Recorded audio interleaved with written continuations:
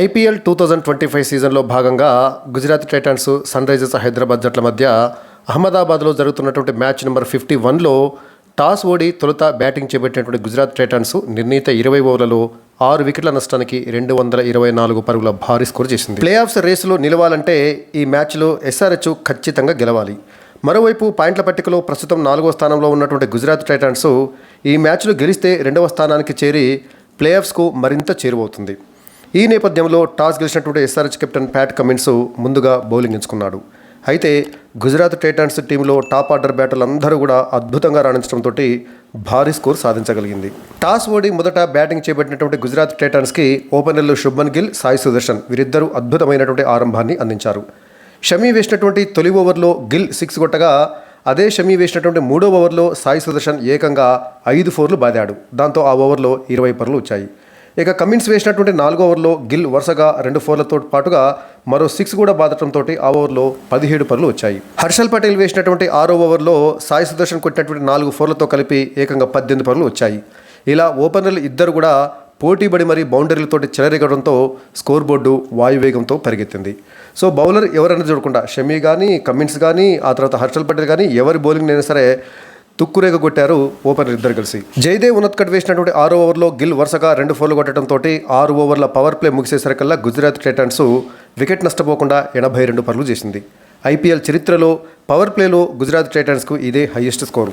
గతంలో 2023లో Lucknow super giants మీద wicket నష్టపోకుండా 78 పరుగులు చేయగా 2024లో ఢిల్లీ క్యాపిటల్స్ మీద 1 వికెట్ నష్టానికి 67 పరుగులు చేసింది. ఇక 2025లో ఇదే ఢిల్లీ క్యాపిటల్స్ మీద 1 వికెట్ నష్టానికి 67 పరుగులు చేసింది. మొత్తంగా ఐపీఎల్ చరిత్రలో పవర్ ప్లేలో గుజరాత్ టైటాన్స్ తన హైయెస్ట్ స్కోర్ను నమోదు చేసింది. జీషన్ అన్సారీ వేసినటువంటి 7వ ఓవర్లో కీపర్ క్లాసన్కు క్యాచ్ ఇచ్చి సాయి సుదర్శన్ అవుట్ అయ్యాడు. 23 బంతులు ఆడినటువంటి సాయి సుదర్శన్ 9 4లతోటి 48 పరుగులు చేసి అవుట్ అయ్యాడు. అలా 2 పరుగుల వ్యవధిలో తన హాఫ్ సెంచరీని బిట్ చేసుకున్నాడు. అలా గుజరాత్ టైటాన్స్ 87 పరుగుల వద్ద తన తొలి వికెట్ను కోల్పోయింది. సో ఫస్ట్ వికెట్కి శుభ్మన్ గిల్, సాయి సుదర్శన్ వీరిద్దరూ కలిసి కేవలం 41 బంతుల్లోనే 87 పరుగుల భాగస్వామ్యం నిర్మించారు.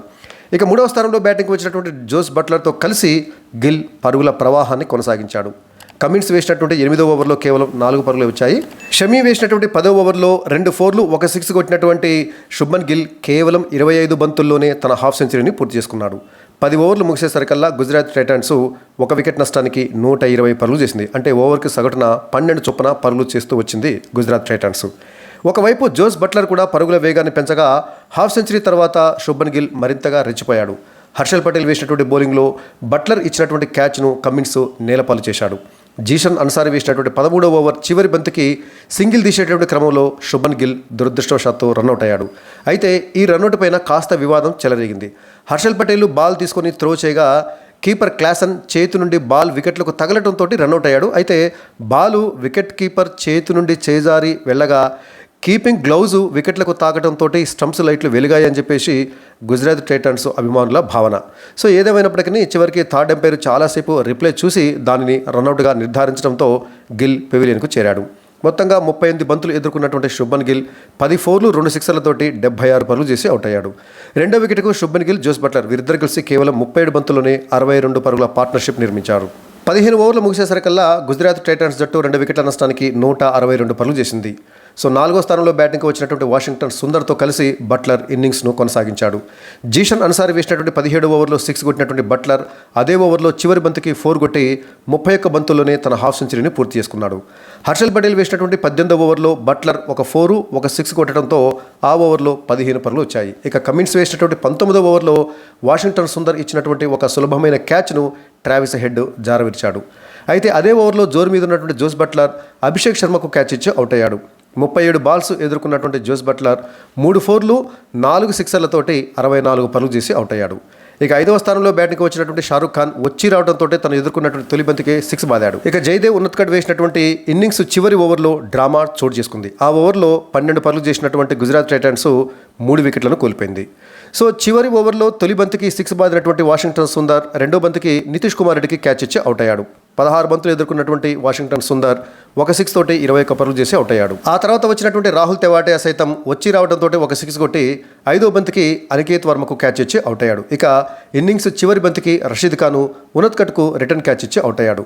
ఆ విధంగా గుజరాత్ టైటన్స్ జట్టు నిర్ణీత 20 ఓవర్లలో 6 వికెట్ల నష్టానికి 224 పరుగుల భారీ స్కోర్ చేసింది. ఇక ఎస్ఆర్హెచ్ బౌలర్లలో జయదేవ్ ఉనత్కట్ 3 వికెట్లు తీశాడు. ఆ 3 వికెట్లు కూడా చివరి ఓవర్లో వచ్చినటువంటి వికెట్లే.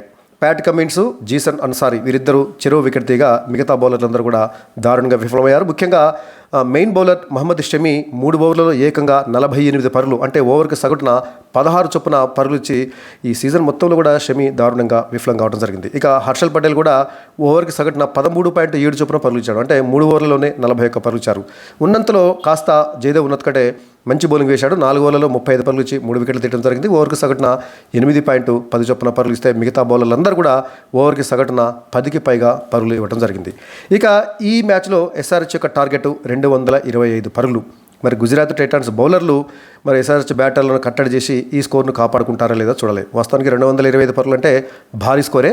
అయితే ఈ సీజన్లో ఎస్ఆర్హెచ్ బ్యాటర్లో ఉన్నటువంటి దారుణమైనటువంటి ఫామ్ చూసినట్లయితే ఇది చాలా కష్టమని చెప్పాలి. ముఖ్యంగా ట్రావిస్ హెడ్ కానీ, ఆ తర్వాత అభిషేక్ శర్మ కానీ, ఆ తర్వాత క్లాసన్ కానీ, నితీష్ కుమార్ రెడ్డి కానీ వీళ్ళెవ్వరూ కూడా ఫామ్లో లేకపోవడంతో ఈ సీజన్లో ఎస్ఆర్హెచ్ వైఫల్యాలకు ప్రధానమైనటువంటి బాధ్యత ఎస్ఆర్హెచ్ బ్యాటర్లే. కాబట్టి దారుణంగా వరుసగా విఫలమవుతున్నటువంటి ఎస్ఆర్హెచ్ బ్యాటర్లు మరి ఈ 225 పరుగుల భారీ విజయ లక్ష్యాన్ని సాధిస్తారా లేదా చూడాలి. ఎందుకంటే ఈ సీజన్లో తొలి మ్యాచ్లో అద్భుతంగా ఆడినటువంటి ఎస్ఆర్హెచ్ బ్యాటర్లు ఆ తర్వాత ప్రతి మ్యాచ్లు కూడా ఘోరంగా విఫలమవుతూ వచ్చారు.